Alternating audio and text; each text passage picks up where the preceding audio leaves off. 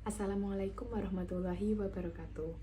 Sebelumnya perkenalkan, nama saya Ismi Rodiatul Hasanah, NIM 0523968839. Di sini saya akan menyampaikan laporan mengenai dampak efisiensi anggaran pada sektor pendidikan yang ada di sekolah menengah atas di Indonesia.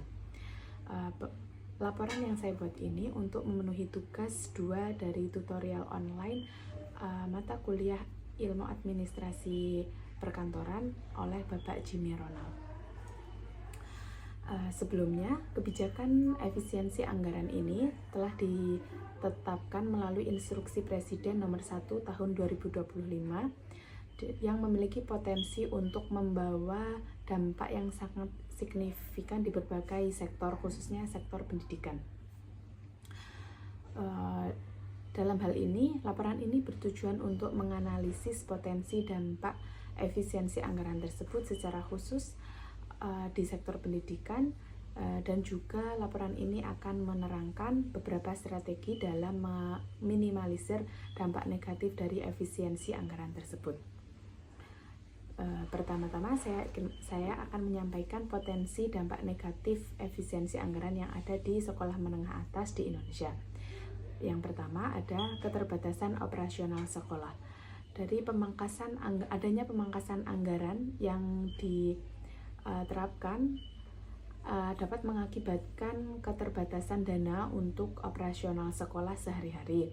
Seperti contohnya dalam pemeliharaan fasilitas, kemudian pembayaran listrik dan air, serta penyediaan alat tulis kantor atau ATK. Seperti yang saya lihat dari berita yang terdapat di kompas.com, bahwasanya terdapat pemangkasan anggaran pada tahun 2025 sendiri yang sudah mencakup efisiensi pada ATK sebesar 90%, dan sewa gedung, kendaraan, serta peralatan sebesar 73,3%. Hal ini dapat berdampak pada kualitas lingkungan belajar dan dapat menurunkan kegiatan belajar mengajar menjadi terhambat. Dampak negatif dari pemangkasan anggaran yang kedua yaitu potensi penurunan kualitas pembelajaran. Anggaran yang lebih kecil dapat membatasi kemampuan sekolah untuk mengadakan pelatihan terhadap guru, pengadaan sumber belajar, kemudian dalam memadai buku, peralatan dan laboratorium, serta program-program peningkatan mutu pendidikan lainnya. Sebagai salah satu contohnya yaitu efisiensi pada pendidikan, latihan dan bimbingan teknis sebesar 29% dapat mempengaruhi pengembangan profesional guru, dan itu jika itu dipangkas maka dapat berdampak pada kualitas pengajaran dan hasil belajar siswa yang berpotensi menurun. Kemudian yang ketiga, terdapat ancaman bagi program bantuan siswa. Efisiensi anggaran dapat mempengaruhi alokasi dana untuk program bantuan terhadap siswa seperti Kartu Indonesia Pintar. Meskipun pemerintah menyatakan bahwa KIP tidak dipangkas secara langsung, tapi tekanan pada anggaran secara keseluruhan dapat mempengaruhi keberlanjutan atau perluasan program KIP sendiri pada tingkat SMA.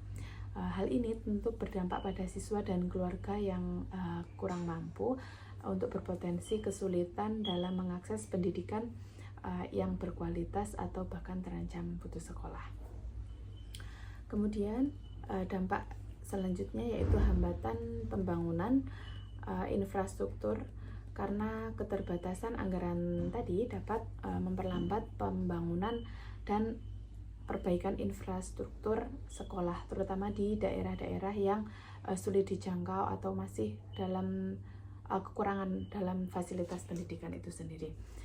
Tentu hal ini dapat berdampak pada ketimpangan kualitas pendidikan antara daerah satu dengan daerah lain, apalagi daerah yang sulit dijangkau untuk dalam pembangunan fasilitas-fasilitas pendidikan.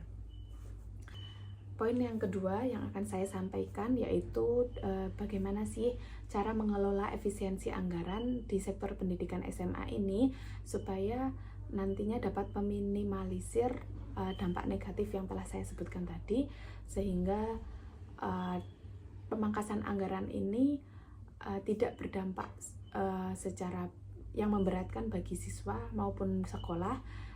Berikut strategi yang dapat dilakukan. Yang pertama yaitu prioritaskan anggaran pada kebutuhan esensial. Fokuskan alokasi anggaran pada kebutuhan inti yang secara langsung mempengaruhi kualitas pembelajaran seperti gaji guru, pengadaan buku pembelajaran pokok dan pemeliharaan umum yang melibatkan fasilitas belajar yang ada di sekolah. Contohnya dengan memastikan kesediaan dana untuk pembayaran guru dan tenaga kependidikan, serta tidak mengganggu meskipun atau pemangkasan di pos-pos lain. Tentunya ini sangat menjadi perhatian lebih harus bagi pemerintah, karena guru atau tenaga pendidik itu sudah mencurahkan segala pemikirannya, segala waktunya untuk kecerdasan para siswa, sehingga tunjangan dan gaji guru memang harus sangat diperhatikan dalam prioritas anggaran ini. Kemudian yang kedua yaitu peningkatan efisiensi operasional sekolah. Dalam hal ini efisiensi anggaran mendorong sekolah untuk melakukan penghematan dalam pengeluaran non-esensial seperti penggunaan listrik dan air yang seharusnya lebih bijak, dan pengelolaan sampah yang efisien, serta pemanfaatan teknologi untuk mengurangi biaya administrasi. Contohnya, implementasi sistem administrasi sekolah berbasis digital untuk mengurangi penggunaan kertas dan biaya cetak. Dengan kemajuan teknologi seperti saat ini, kita bisa mengganti kertas dengan penggunaan teknologi. Tidak perlu lagi menggunakan kertas yang berlebihan dalam absensi misalnya, karena kita bisa menggunakan absensi secara online yang dilakukan untuk guru maupun siswa di kelas. Kemudian pemanfaatan teknologi secara efektif dalam mengoptimalkan penggunaan teknologi dalam proses pembelajaran dan administrasi untuk meningkatkan efisiensi tanpa mengorbankan kualitas. Contohnya, penggunaan platform pembelajaran daring yang gratis atau berbiaya rendah, pemanfaatan sumber belajar digital, dan juga sistem informasi manajemen sekolah yang terintegrasi. Kemudian yang keempat, yaitu transparansi dan akuntabilitas anggaran. Tentu dalam hal ini sangat menjadi poin penting ya, dengan meningkatkan transparansi dalam perencanaan dan penggunaan anggaran sekolah, serta melibatkan pihak terkait seperti guru, siswa, dan orang tua dalam proses pengawasan.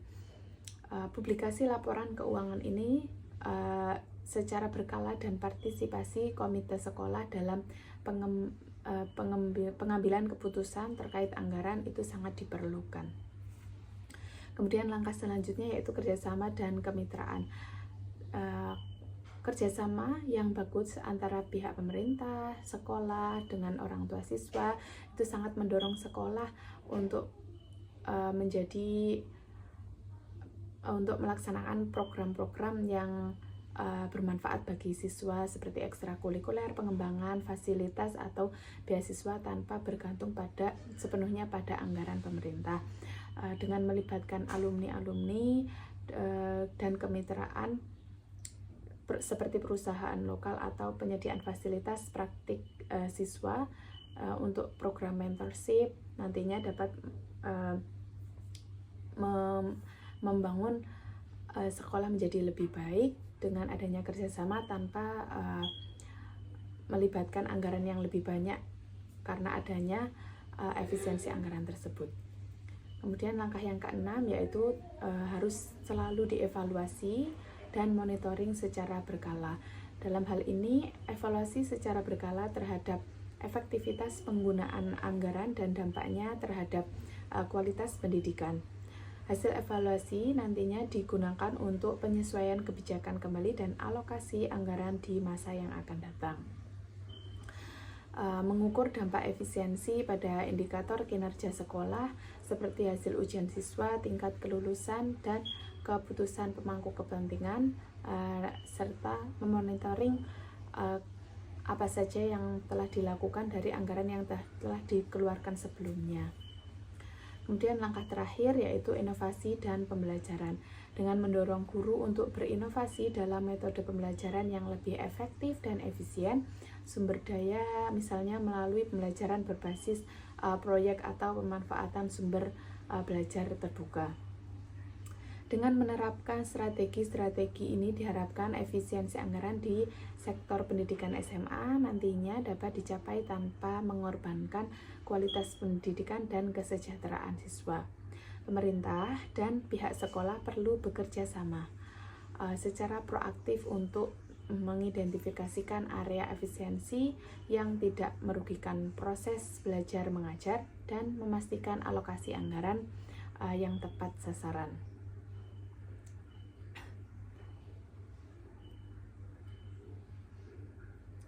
Dalam hal ini, efisiensi anggaran pada sektor pendidikan SMA di Indonesia berpotensi menimbulkan dampak negatif memang yang sangat signifikan terhadap operasional sekolah, terutama di kualitas pembelajaran dan aksesibilitas pendidikan bagi siswa kurang mampu, serta pembangunan infrastruktur. Namun, jika efisiensi dapat dikelola dengan baik, hal ini juga dapat mendorong pendidikan lebih efektif dan penggunaan anggaran dan prioritas programnya menjadi lebih tepat sasaran.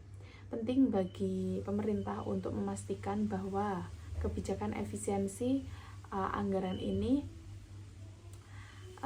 tidak mengorbankan kualitas dan pemerataan pendidikan yang ada di tingkat SMA di Indonesia. Pemerataan yang ketat terhadap dampak kebijakan pemantauan yang tepat terhadap dampak kebijakan ini dan alokasi anggaran yang strategi akan sangat diperlukan untuk meminimalisir risiko dan maksimalkan potensi positifnya sehingga efisiensi anggaran ini nantinya tetap dapat berjalan dengan baik dengan adanya keterlibatan pemerintah dan juga warga sekolah serta orang tua siswa dalam menyikapinya. Sekian laporan lisan yang dapat saya sampaikan, semoga dapat bermanfaat dan terima kasih. Wassalamualaikum warahmatullahi wabarakatuh.